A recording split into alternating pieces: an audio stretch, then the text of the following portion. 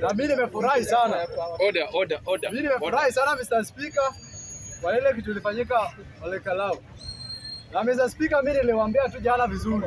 Hii kitu Gachagua lazima bebe. Na niliwaambia hao watetezi wa Atuoli hao wanatumia tu the same language na Atuoli.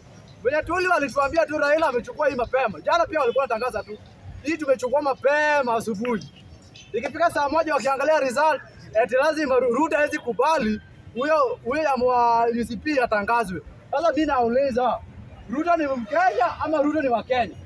Mkaa mkijua Ruto na mimi ndo tunatengeneza wa Kenya.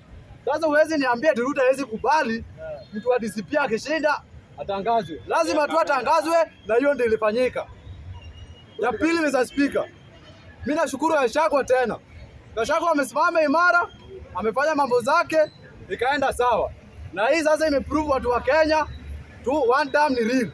Na hii Mount Kenya ndo tunajuanga vizuri inatupeanga kura ya president. Na Ruto mwenyewe ameona tu vizuri. Hii yenyewe ameona. Na sasa hii najua ashajua sisi kama Wajaluo tunamwimbia tu two term unapata kama hao Wajaluo wananiambia tu two term. Ukiwachungulia tu vizuri pia wasi Wajaluo. Angalia mtu kama Lamek mwenye anaimba two term kila siku. Lamek, ukiangalia Lamek vizuri, hebu angalia Mr. Speaker, angalia Lamek.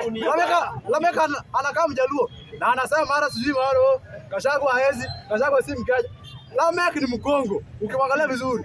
Lamek anaitwa Lamek Luambo, hiyo ndiko kwa ID. Niambie Mjaluo anaitwa Luambo kwa hii Kenya.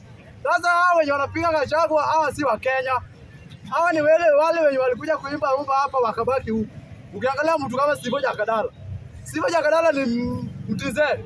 Alidanganya tu hao makarawe anakuja kunyoa hapa Kenya. Hadi leo nashangaa kichwa yake inanyolewa mwaka mzima. So sisi kama wa Kenya tusidanganyane, mozo sisi kama Wajaluo. Lamek usiai angalau ni ya Wajaluo tena. Kweli. Ukijaribu tena utarudi kwenu. Sawa. Na uende uimbe ile wimbo ulikuwa unaimba huko.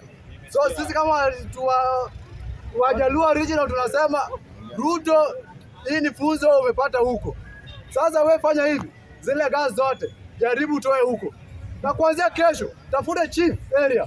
Kila mtu alipewa gas arudishe hizo gas ziletwe Luo Nyanza. Hapo ndo bado utapata kura. Usipoleta hizo gas na plan gate, wao utapata kura huko juu. Oburu sasa anatuambia sisi kama Wajaluo tukikataa tunasema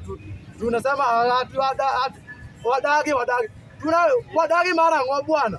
Wewe unaona sisi tunasema wadagi na watu wa milima wanachukua gas na blanketi wanaweka kwa nyumba, ikipesa ya kura wanajua mali wanapiga kura. Sisi pia hatutajisifa ni waaminifu sana, tunasema wadagi mara hivyo gobe wadagi no. Sasa hii tunasema hizo gas zote ziletwe huko na kura zote za Wajaluo ndio itapeleka Ruto juu. Sasa hii huko imetuacha. Asante Mr. Speaker. Asante.